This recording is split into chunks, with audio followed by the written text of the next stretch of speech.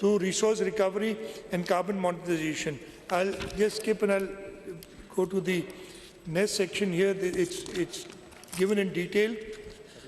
So, taken together, these initiatives represent a new phase in Sindh's economic development. KT Bandar will strengthen Sindh's role in regional trade. The Sindh International Financial Centre will connect Sindh to global capitals. The Green Data Infrastructure Initiative will position Sindh within the digital economy of the future. Renewable energy and solarization will support energy security and affordability.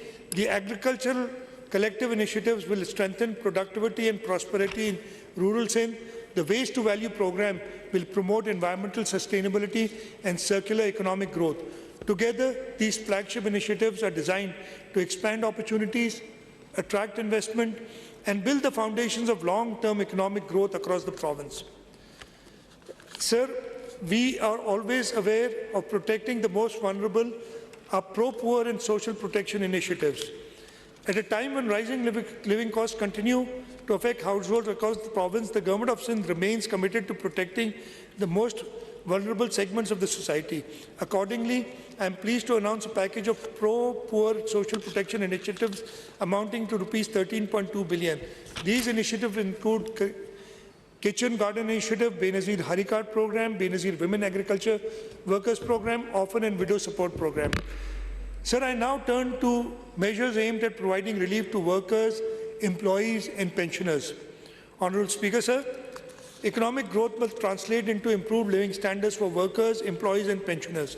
The government recognizes that despite improving economic indicators, many households continue to face pressures from rising living costs. Workers, salaried employees and pensioners have contributed significantly to the progress and stability of our society and deserve support during challenging economic conditions. Accordingly, the government has decided to provide relief to both public and private sector workers. Honourable Speaker, there will be no new taxes in the next financial year 2026-27. The Finance Act proposes a number of targeted relief measures to support education, employment, insurance and agriculture. Sales tax on education support services, including education consultancy, testing and evaluation services, being reduced to 5%.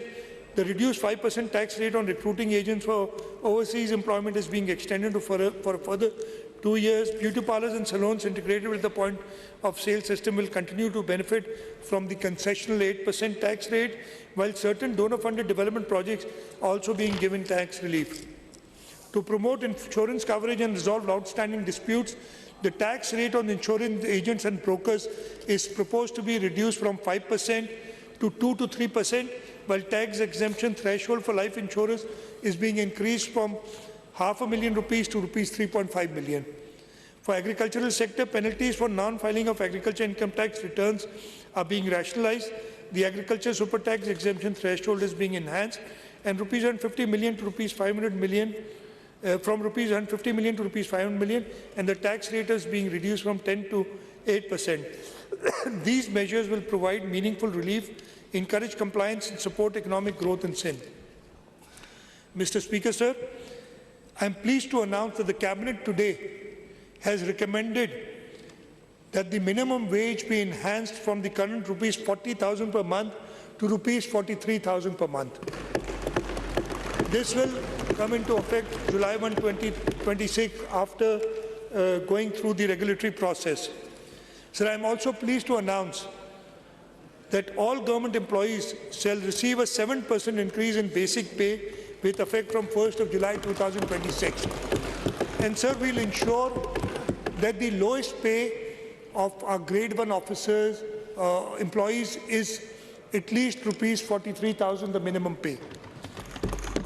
Furthermore, all pensioners shall receive a 7% increase in pension with effect from 1st of July 2026. So these measures reflect government's continued commitment to supporting workers, honouring pensioners and helping households cope with rising living costs. Honourable Speaker, sir, as I conclude, this budget is not merely a statement of receipts and expenditures. It reflects our priorities, our aspirations and our commitment to the people of Sindh. The budget for financial year 2000 has been prepared at the time of global uncertainty, economic challenges, and rapid technological changes. Yet, it is also a time of opportunity. Over the past year, we protected development spending, strengthened public services, supported vulnerable households, expanded infrastructure, invested in human capital, and laid the foundation for future growth. Sir, our vision is clear. We want a Sindh where every child has access to quality education, every family has access to quality health care, and every young person has an opportunity to realize his or her potential. A Sindh where farmers, workers, entrepreneurs, and investors can prosper.